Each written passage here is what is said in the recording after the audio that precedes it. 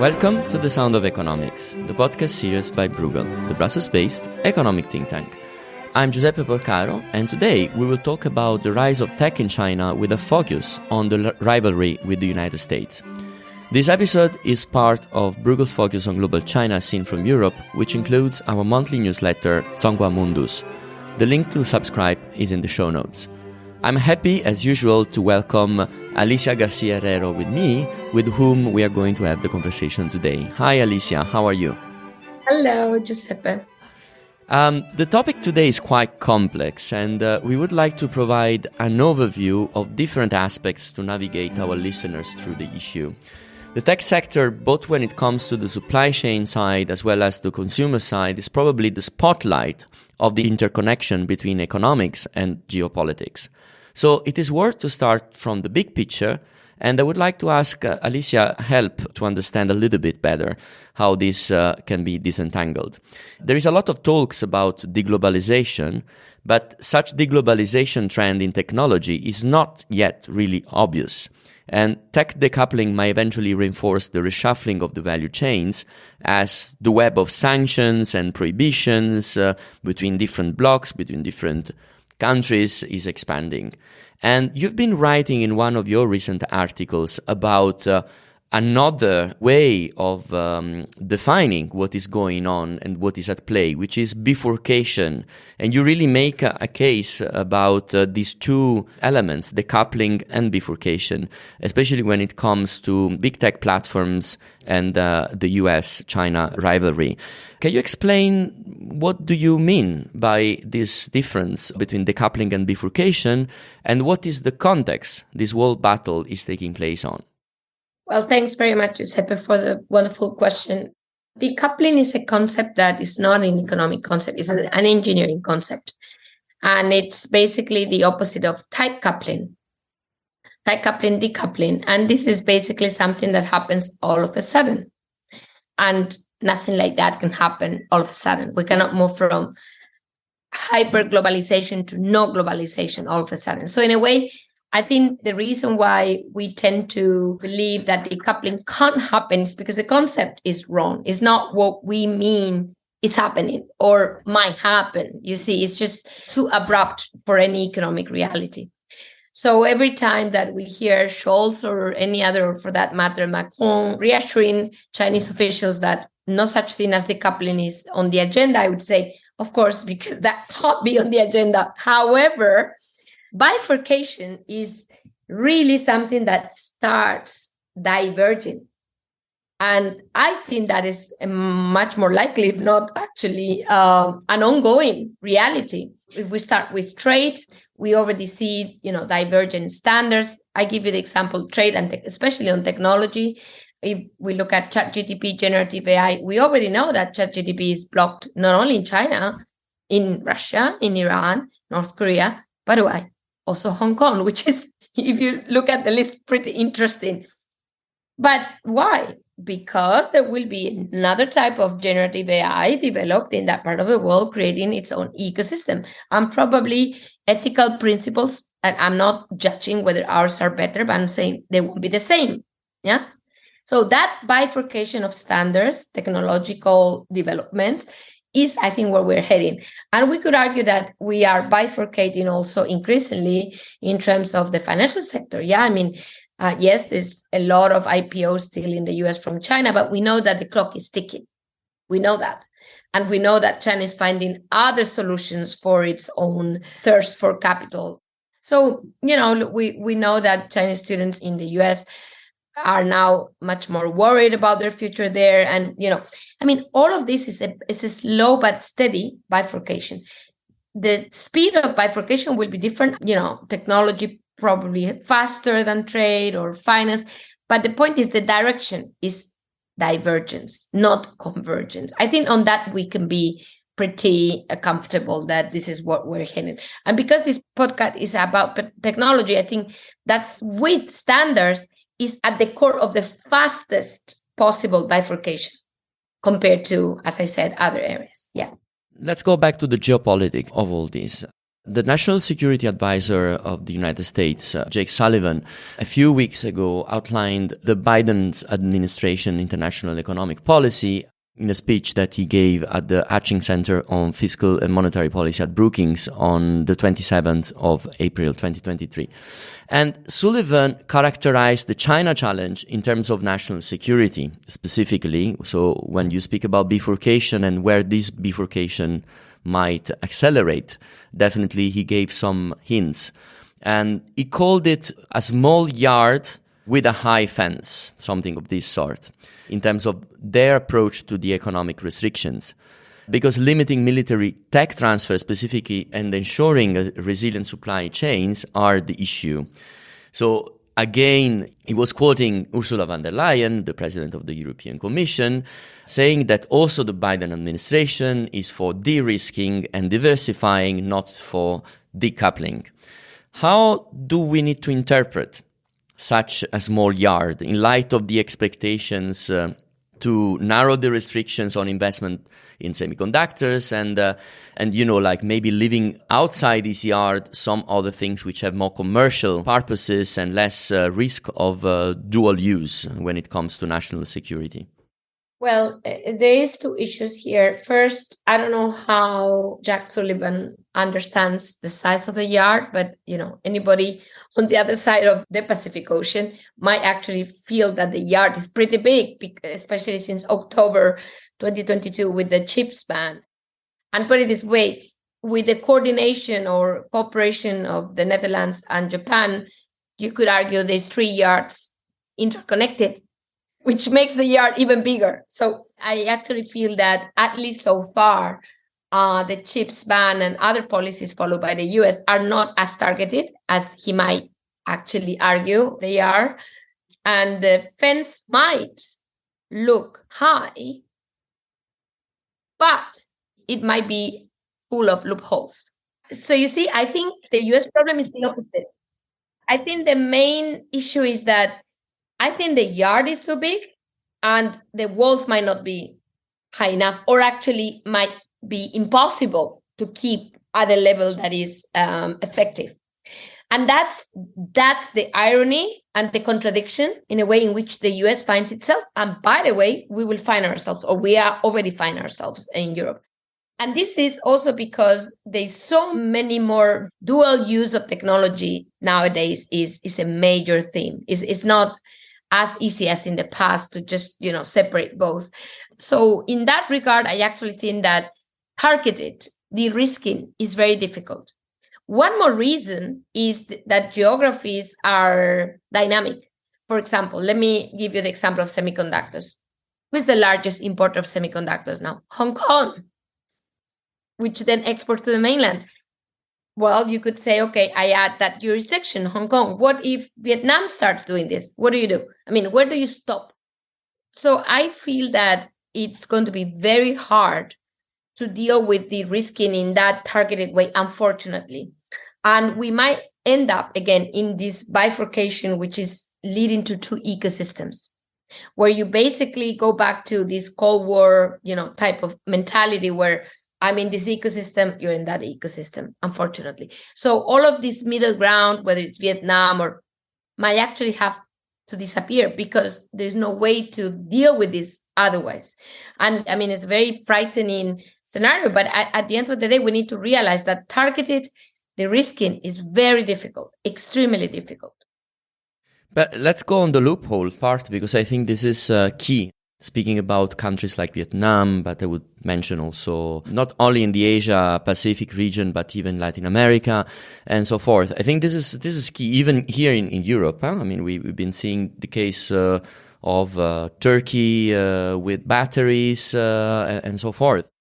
These loopholes, when considered from an economic perspective, here now I'm asking you more of an economic view out of it, don't you think that there will be always such loopholes because they actually play at the advantage of what has always been looked at, which is reduced costs of goods, of parts of the value chains that even though they are going to be partially reconfigured and diversified for all the reasons that we are listening as a mantra at the moment.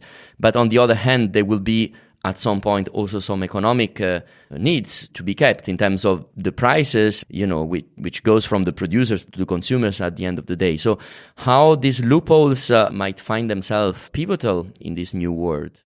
Well, the loopholes exist for two reasons. One is cost reasons, as you mentioned. So basically, we want cheaper oil, so we import oil from, say, India, which has imported it itself from Russia, and we don't look at the origin of oil. But that type of loophole is not the main theme here of the small yard with a big fence.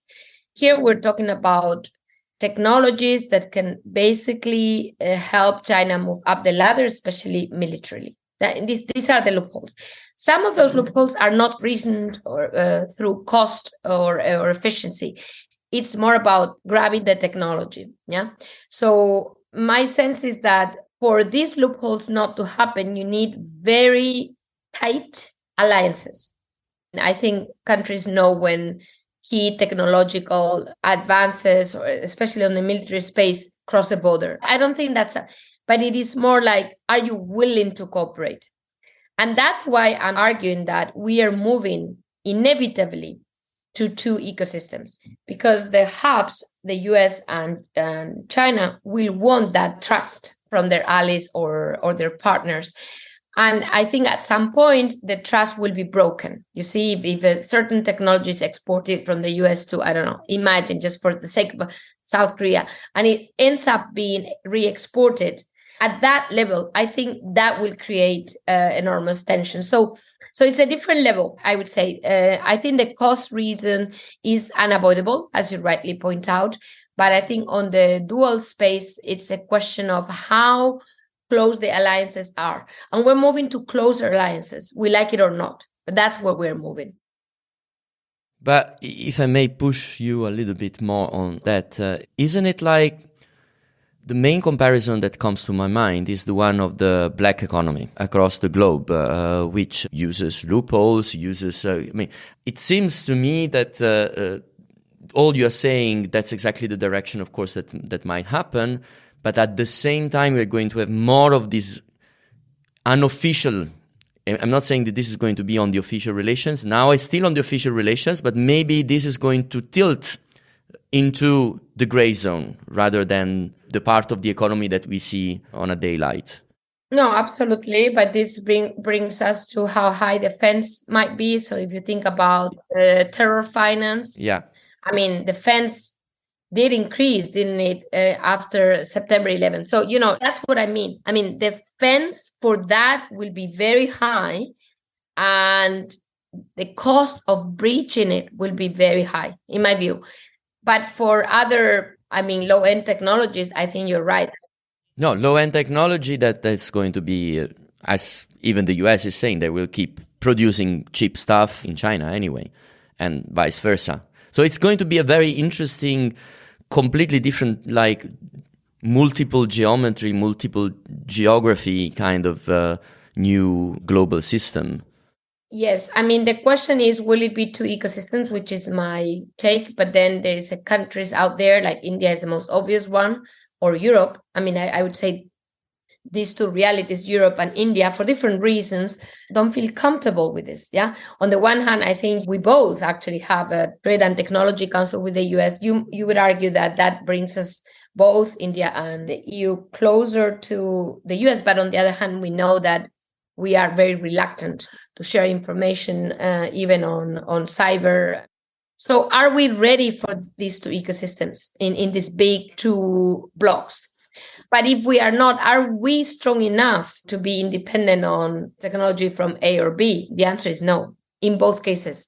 So I think if you ask me how I see the world, I think inevitably, no matter what the rhetoric might sound, I think we're inevitably going to end up, at least for these high-end technologies, embedded in one of the two ecosystems. And to me, both EU and India will be embedded in the US ecosystem. And this is because at the end of the day, as regards security, that's the natural. But the rest of Asia, and that's a big part of the world, including Singapore, I would argue, but even Indonesia, I have severe doubts because the degree of integration with China is just massive. So, we are starting to see these tectonic shifts happening that would not have been as visible before COVID. But I think by now it's quite clear, in my view. We are going to close this episode pretty soon, but I would like to have a look at the Chinese side of the story, in the sense that obviously all these measures are aimed to somehow stop access to this very high-end technology from China's side, especially when it comes to United States-based technology. How we can access the overall speed of China's catching up with this cutting-edge tech? I mean, what are the expectations?